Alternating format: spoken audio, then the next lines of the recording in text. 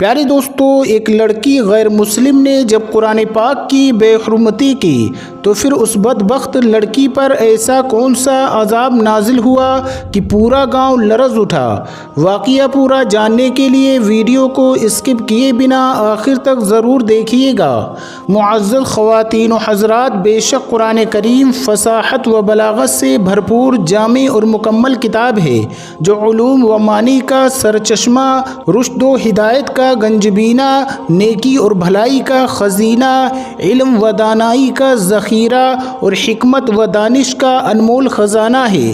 یہ کتاب بڑی ہی عظمتوں والی کتاب ہے، اس لیے قرآن پاک کی بے حرمتی کرنا رب کے عذاب کو دعوت دینے کے متراد ہے۔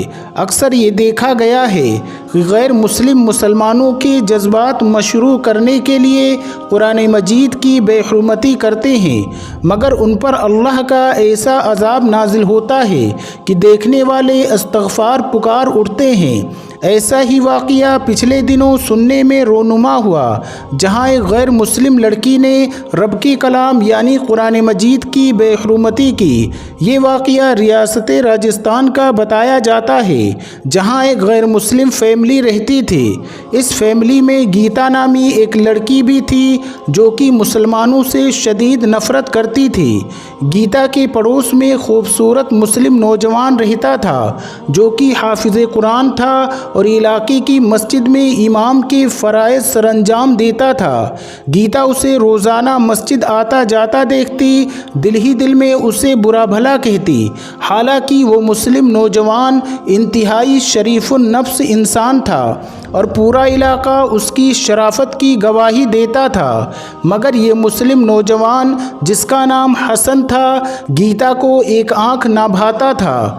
ناظرین، ایک بار ایسا ہوا کہ گیتا یونیورسٹی سے واپس گھر کو جا رہی تھی کہ راستے میں اس نے حسن کو مسجد جاتے دیکھا۔ گیتا اس کی طرف لپکی اور اس کا راستہ روک کر اس سے کہنے لگی کہ تم مسجد جانا چھوڑ دو، محلے کے بچوں کو قرآن مجید پڑھانے سے گریز کرو، ورنہ میں تمہارا وہ حشر کروں گی کہ تم یاد رکھو گے۔ حسن نے گیتا کی بات دھیان سے سنی مگر کچھ کہے بنا مسجد کی طرف چل دیا۔ اس نے گیتا کی بات کو نظر انداز کر کے اپنا کام جاری رکھا۔ اس واقعے کو ابھی کچھ ہی دن گزرے تھے کہ ایک دن حسن جب مسجد کی طرف جا رہا تھا تو اپنے گھر کی چھت پر ٹہلتی گیتا کی نظر اس پر پڑ گئی۔ گیتا کے دل میں خیال آیا کہ وہ چھت پر پڑا گملہ اٹھا کر حسن کے سر پر دے مارے تاکہ یہ قصہ یہیں تمام ہو جائے۔ تاہم اس نے ایسا کرنے سے گریز کیا اور کچھ سوچنے کے بعد گیتا گھر سے نکلی اور مسجد کی طرف روانہ ہو گئی جہاں حسن امامت کے فرائض سر انجام دیتا تھا، یعنی نماز پڑھاتا تھا۔ مسجد میں پہنچ کر اس نے دیکھا کہ حسن معصوم بچوں کو قرآن مجید کی تعلیم دے رہا ہے۔ گیتا یہ دیکھ کر اور زیادہ غصہ ہو گئی۔ اس نے حسن کو مخاطب کر کے کہا کہ وہ یہ کام روک دے، جس پر حسن نے اسے مسجد سے نکل جانے کا کہا، لیکن گیتا نہ مانی۔ اس نے آگے بڑھ کر بچوں کے سامنے رکھی قرآن مجید کو زمین پر گرا دیا۔ اس پر حسن نامی نوجوان شدید غصہ ہوا۔ اس نے گیتا کو بازو سے پکڑا اور اسے علاقے کے سردار کے پاس لے گیا جو کہ خود بھی ہندو تھا۔ سردار کے ڈیرے پر معزز لوگ وراجمان تھے جن میں چند مسلمان بھی تھے۔ حسن نے تمام لوگوں کے سامنے پورا قصہ بیان کیا اور سردار سمیت دوسرے لوگوں سے درخواست کی کہ وہ گیتا کو سمجھائیں کہ وہ میرے مذہب کو نشانہ بنانا چھوڑ دے۔ ناظرین، سردار نے تمام بات سنی اور وہاں موجود افراد سے مشورہ کیا، جس پر ایک بزرگ مسلمان نے کہا کہ گیتا تم نے بہت بڑی گستاخی کی ہے۔ قرآن پاک کی بے حرمتی کی وجہ سے تم پر اللہ کا عذاب آ سکتا ہے۔ ڈرو اس وقت سے جب رب کی پکڑ تمہیں عبرت کا نشان بنا کر رکھ دے گی۔ گیتا یہ سن کر مزید بھڑک اٹھی اور بھری مجلس میں پھر سے قرآن مجید اور اسلام کی بے حرمتی کرنے لگی۔ یہ دیکھ کر سردار سمجھ چکا تھا کہ گیتا ہی قصوروار ہے۔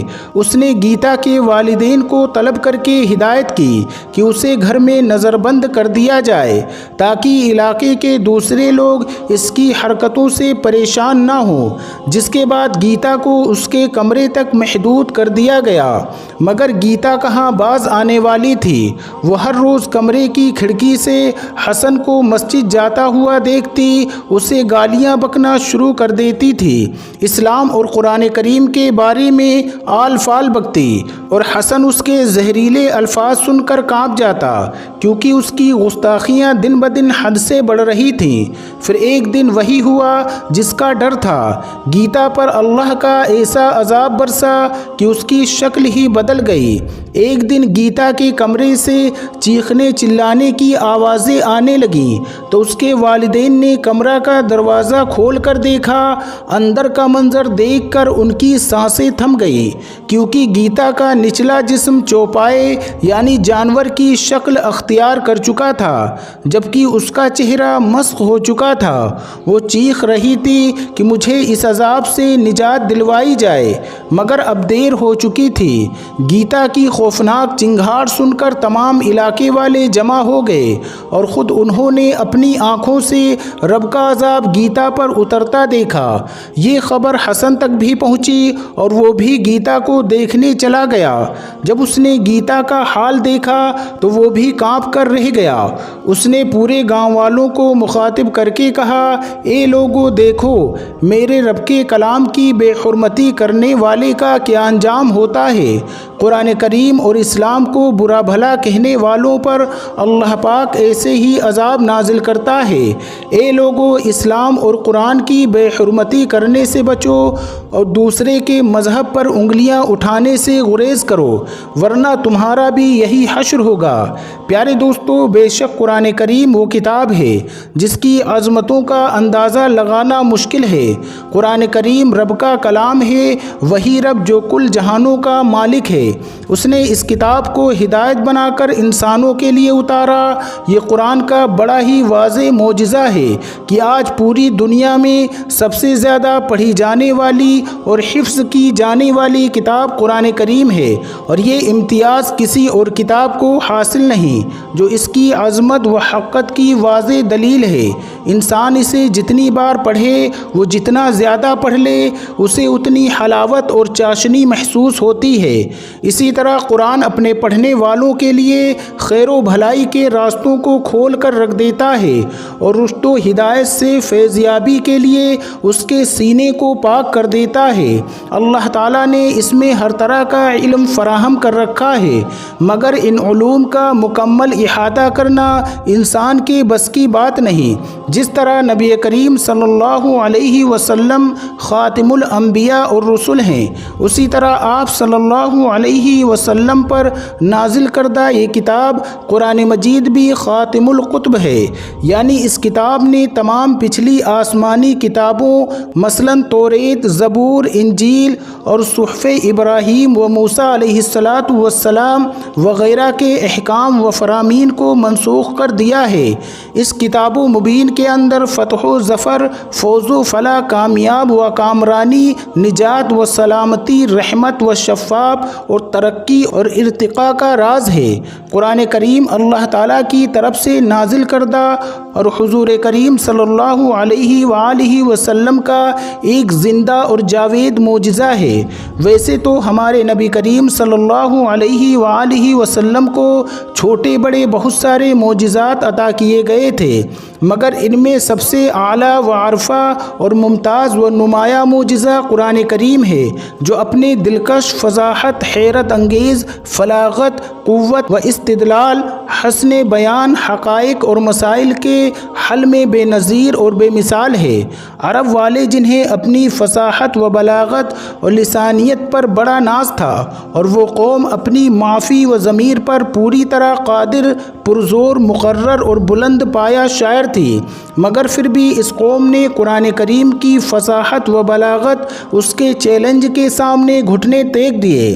قرآن کریم کی عظمت و وقعت، صداقت و حقانیت اس کے کلام الہی ہونے کی ایک بہت بڑی دلیل ہے کہ آج سے تقریباً 1450 سال بیشتر عرب و عجم کی تمام کافروں کو چیلنج کیا گیا کہ وہ ایسا کلام بنا لائیں، مگر اس کا جواب دینے سے ساری دنیا کے فصحاء و بلغا اجر و قاصر رہے، اور یقیناً انشاءاللہ تعالی تا قیامت عاجز رہیں گے، اور میرے رب کا کلام ہمیشہ غالب رہے گا۔ بے شک دوستو، اللہ تبارک و تعالیٰ کا قرآن سچا ہے اور ہمیشہ سچا رہے گا۔ پیارے دوستو، آپ کی اس ویڈیو کے بارے میں کیا رائے ہے؟ اپنی رائے کا اظہار کمنٹ باکس میں ضرور دیں، اور اس ویڈیو کو لائک بھی کریں اور اپنے دوستوں میں بھی زیادہ سے زیادہ شیئر کریں۔ السلام علیکم، اللہ حافظ۔